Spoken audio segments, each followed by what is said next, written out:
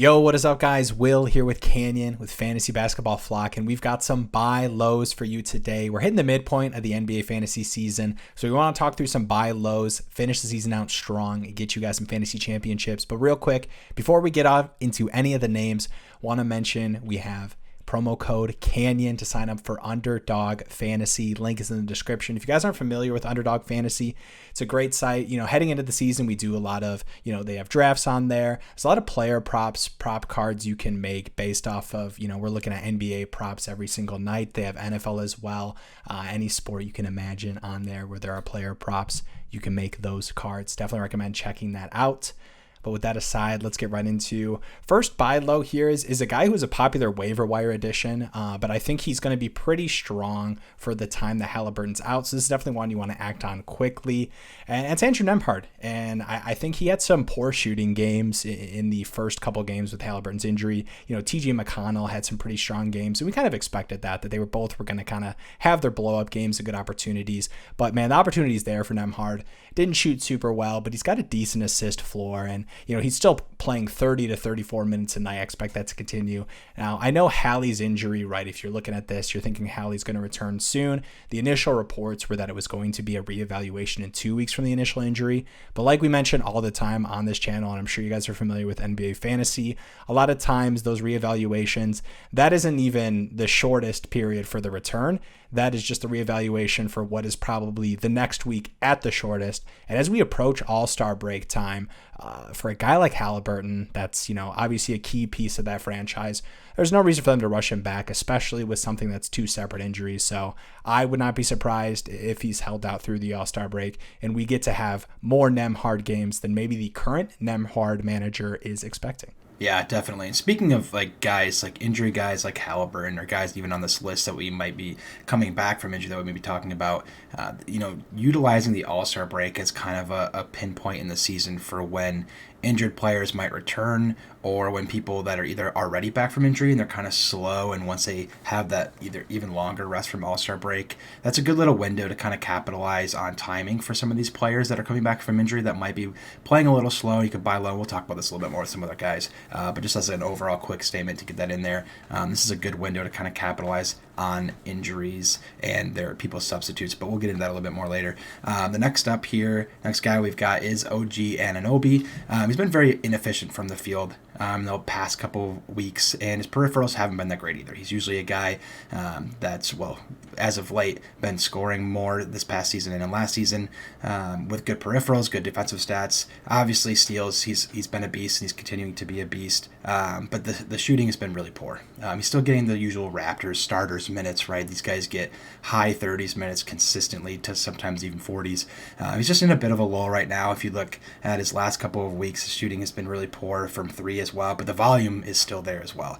But there's also, some trade rumors surrounding guys like Fred VanVleet and Gary Trent, which that doesn't mean they're going to get traded, but it's just a nice little sprinkle that just in case, something happens with those guys. If you guys have stayed up with trade rumors, saw the CJ McCollum interview, right? They talked about Gary Trent and stuff. So if those guys get moved, OG could see a good bump, just kind of a sprinkle on top. But he's also just been playing pretty poor, and I think some fantasy owners could get a little frustrated with that because, OG's scoring was the kind of thing that kind of tipped him over and had him become a breakout kind of player heading into this season because of how well his scoring was with his peripherals and his defensive stats. But his volume and his usage should be pretty good still heading forward. Whether those other guys get traded or not, he's going to shoot a lot. He's going to play a ton of minutes. He's just in a bit of a soft spot right now. So I like to target Anunoby with this lull that he's in. Definitely.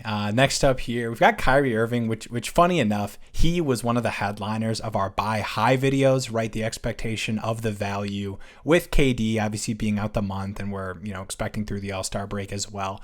And honestly, I think Kyrie's in a really good place for a buy low, and I know it doesn't feel super low, right? A guy like Kyrie, but compared to perceived value and what I expect from him heading into the All-Star break and for the rest of the season, I think his value is low to most managers who have Kyrie, right? You have KD hurt. We expected really, really monster games, and if you look at those games, really, really poor shooting, but you really see the volume there, and obviously the usage is going to be insane with what that Brooklyn team looks like, and right now with calf soreness as well. So on top of disappointing games, had calf soreness that kept him out this San Antonio Spurs game, and I think that's a really good opportunity where it's not a long-term serious injury, something that kept him out of game, and I think that's something you can take advantage of. Frustrated manager, right? Man, Kyrie's, he's actually worse without KD in these last 2 games, and now he's got this calf thing. Ugh. So I feel like you can actually kind of take advantage of that. And I just look at him and I really think he's going to give you jaw level nights, right? If you take a look at those 2 disappointing games, he had 24 points and 15 points. The very next game, his sportsbook line was pushing 30 points, right? The expectation is that Kyrie is going to be a usage scoring monster with a solid assist floor. So for me, I think his perceived value for the next month is way, way, way, way higher than the perceived value after those 2 disappointing games, and obviously missing a game on top of that. So he's a guy I definitely want to at least send the offer out, right? See what the managers perceiving the value for Kyrie. Definitely want to see if you can kind of take advantage of that. Yeah, definitely. And most of these guys, it's like just send out a little offer. This doesn't mean this isn't gospel, right? Don't go out there and you have to get these guys, but just, test the league mate, see what their status is with some of these guys. Next up here, we've got Robert Williams, Time Lord. Most owners have been waiting for him to come back from this injury for so long, and now that he's back, they might be a little disappointed with what they've seen thus far.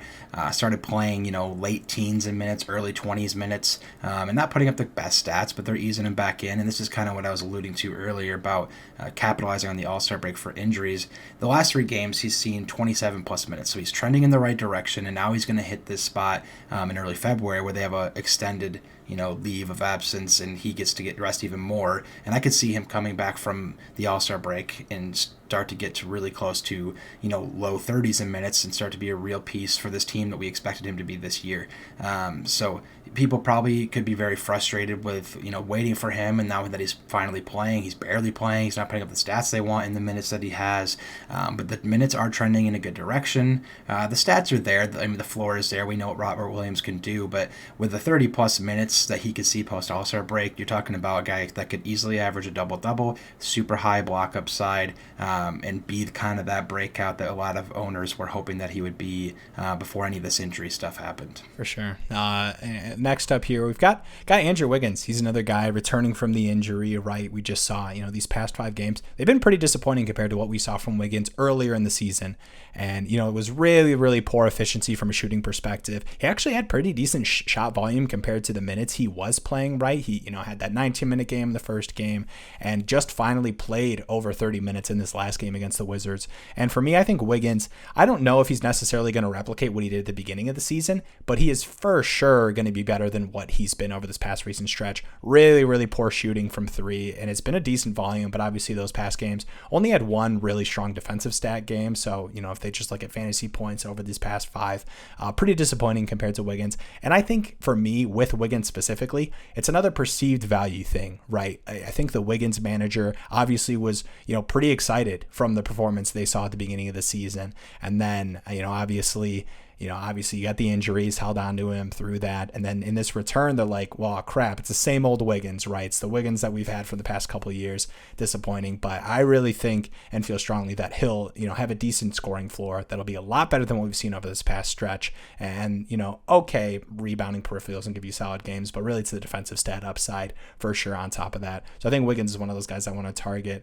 Obviously, like we mentioned with a lot of these guys, I think Wiggins, I'm not saying he's going to be like a top 40, 50 player rest of the season, but I think top 70. So I think if you're able to kind of make that offer and acquire at that value, or probably even lower than that based off of these past couple of games, I definitely would do that.